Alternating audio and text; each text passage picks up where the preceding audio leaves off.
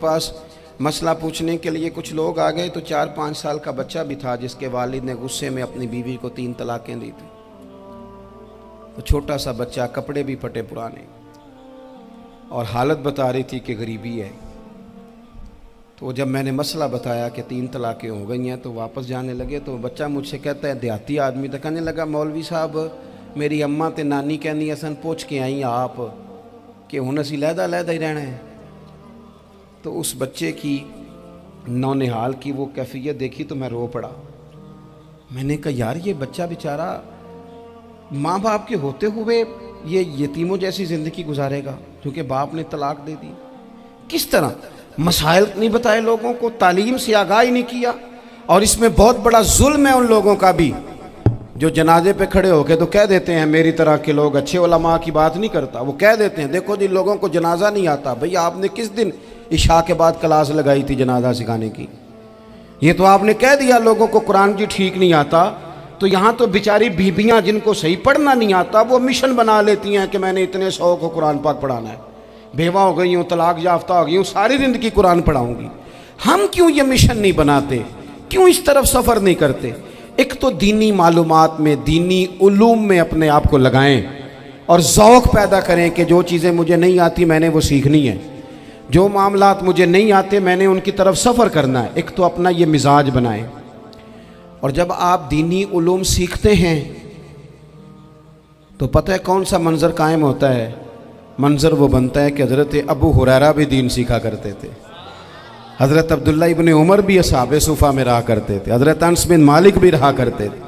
और ऐसा मंज़र बनता है कि हज़रत सैयदा खदीजतुल कुबरा रज़ी अल्लाह तआला अन्हा फरमाती हैं, सैयदा फ़ातिमा हुजूर की गोद में बैठी होती थी और नबी पाक से बातें पूछती थी और हुजूर उन्हें बता रहे होते थे।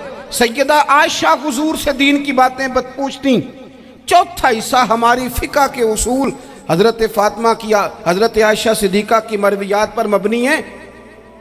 अगर हमारी बच्चियां छोड़ दें डाइजेस्ट पढ़ना, छोड़ दें इधर उधर की मूवी देखना और वो किताब व सुन्नत पर आ जाएं तो बहुत सारे मसाइल ऐसे हैं जो उलझने से पहले ही सुलझे हुए हों। दीनी तालीम का मिजाज और ज़ौक़। और दूसरी आयत करीमा मैंने तिलावत की, अल्लाह करीम ने कुरान मजीद में फरमाया, या अय्युहल्लज़ीना आमनू कू अनफुसकुम व अहलीकुम नारा, ऐ ईमान वालों खुद भी दोज़ख की आग से बचो और अपने घर वालों को भी बचाओ।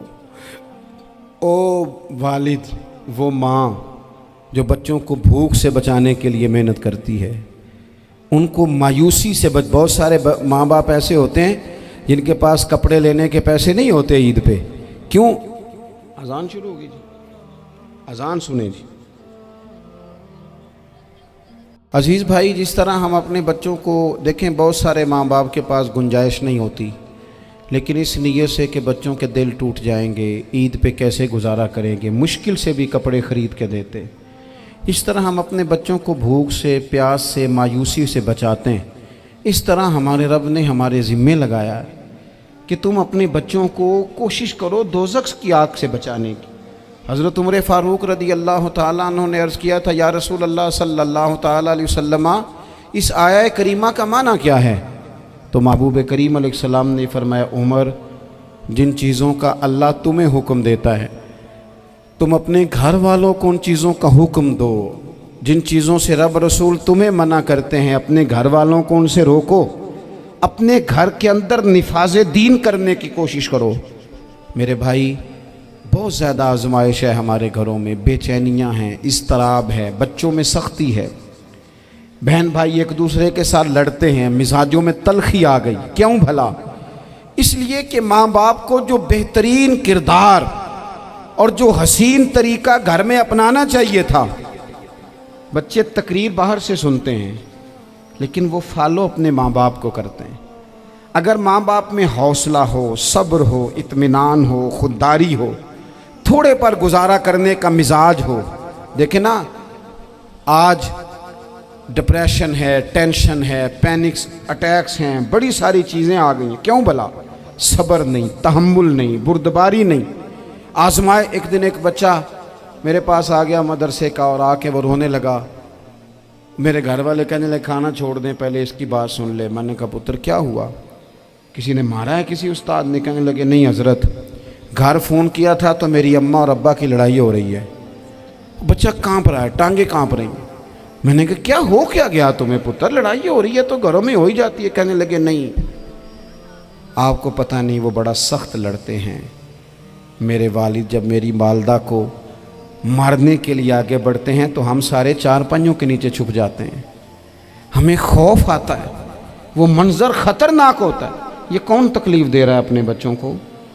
یہاں بیٹھے ہمارے ہاں میلوں دور رہتے تھے اس کے گھر والے, تو وہ تکلیف میں تھا, تو گھر میں کیا کیفیت ہوگی؟ اگر حوصلہ ہو, صبر ہو, قناعت ہو, اللہ کے دیے ہوئے تھوڑے رزق پر ہمیں راضی رہنا آتا ہو, ہمارے گھروں میں سکون آئے, اطمینان آئے, ہم جو زندگی بڑی خوشی خوشی گزار سکتے ہیں.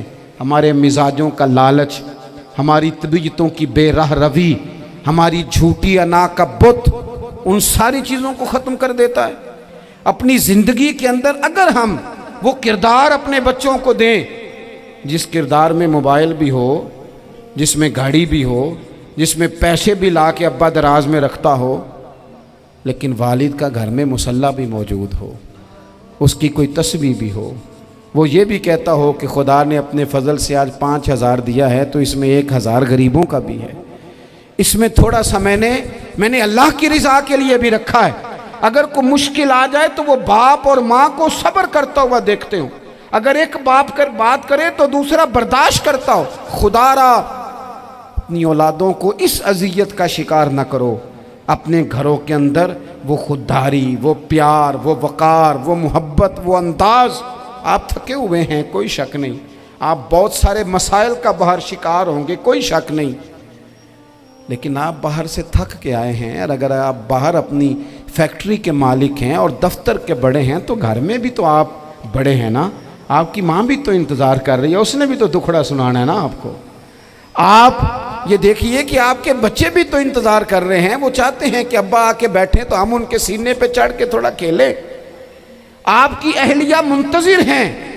کچھ باتیں بیوی کسی اور سے نہیں کہہ سکتی, صرف اپنے شوہر سے کہتی ہے, لیکن وہ تو آتے ہی جلال میں آ گئے صاحب. وہ کہنے لگے تو بڑی نالائق ہے, میں تھکا ماندہ آیا ہوں اور تو نے مجھے کہانی سنا دی ہے. وہ اس خاتون سے شدت کے ساتھ پیش آنے لگے.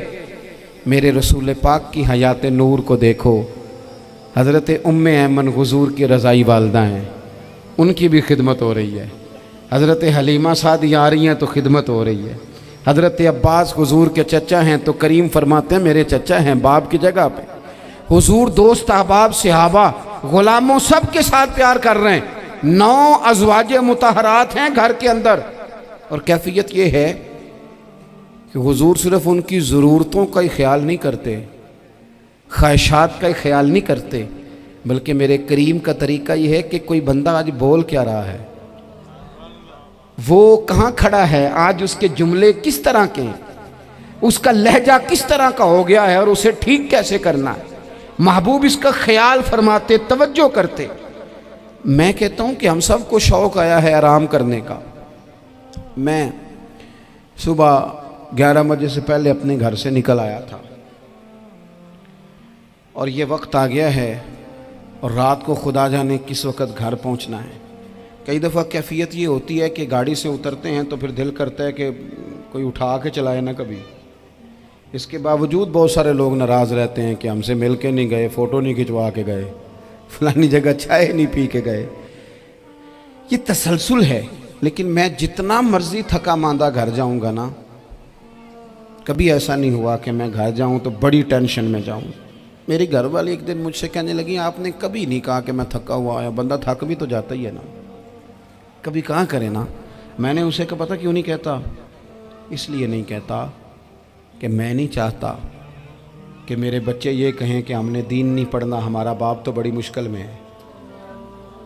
ہم اپنے کام کے بارے میں اپنے گھر میں شکوے کرتے ہیں. آپ کسی بچے سے پوچھ لیں کون سا کام کرنا ہے, کہ جڑا ابا جی کر دے رہے ہیں وہ نہیں کرنا. کیوں کہ ابا جی ہر روز تو کہتے ہیں میں بڑا الجھ گیا ہوں, یہ کام بڑا مشکل ہے. میں چاہتا ہوں کہ میں اپنے بچوں کو یہ بتاؤں کہ پتر میں تو جدھر جاتا ہوں پھول ہی پھول ہیں. میں تو جدھر سے گزرتا ہوں محبت ہی محبت ہے، میں تو جدھر سے دیکھتا ہوں دعائیں ہی ملتی ہیں، تاکہ ان کا شوق پیدا ہو۔ میرے عزیز، آپ تھوڑا سا دل بڑا کریں۔ اگر آپ ایک کی وجہ سے پورا گھر سکون میں آ جاتا ہے تو آپ دل بڑا کیوں نہیں کرتے؟ جگہ ڈھونڈتے ہیں بس مجھے کوئی تنگ نہ کرے، کوئی میری باپ ماں بدولت کو کوئی پریشان نہ کرے۔ بخاری شریف سنیے، حضرت عائشہ صدیقہ رضی اللہ تعالیٰ عنہ بیٹھی ہیں، حضور فرمانے لگے عائشہ آج ایک بات نہ بتاؤں تمہیں؟ یا رسول اللہ بتائیے۔ حضور فرمانے لگے جب تم مجھ سے ناراض ہوتی ہو تب بھی مجھے پتہ چل جاتا ہے، اور جب راضی ہوتی ہو پھر بھی پتہ چل جاتا ہے۔ تو حضرت سیدہ عائشہ صدیقہ بات سن کے بڑی خوش ہوئیں، یا رسول اللہ وہ کیسے؟ حضور فرمانے لگے کبھی کبھی تم قسم اٹھاتی ہو۔ یا رسول اللہ ہاں۔ فرمایا جب ہوتی ہو نا راضی، خوش، تو پھر کہتی ہو مجھے رب محمد کی قسم صلی اللہ علیہ وسلم، پھر تم میرے نام کے ساتھ رب کریم کا نام ملا کے قسم اٹھاتی ہو، رب محمد کی قسم۔ یا رسول اللہ بالکل ایسے ہی ہے۔ اور فرمایا جب تمہارے دل میں کوئی بات ہوتی ہے نا تو پھر تم کہتی ہو مجھے رب ابراہیم علیہ السلام کی قسم، پھر تم رب محمد نہیں کہتی۔ یہ بخاری مسلم میں موجود ہے۔ حضرت عائشہ صدیقہ نے تو بات سنی تو کھل گئی طبیعت، کہنے لگی کریم صدقے جاؤں، یہاں تک خیال فرماتے ہو؟ کس کے جملے کہاں پہنچ گئے، یہاں تک خیال ہے؟ فرمایا مجھے پتہ چل جاتا ہے کہ تمہاری کیفیت کیا ہے، کہاں کھڑی ہو۔ اور بھئی ہم تو اپنی ماں کا بھی خیال نہیں رکھتے۔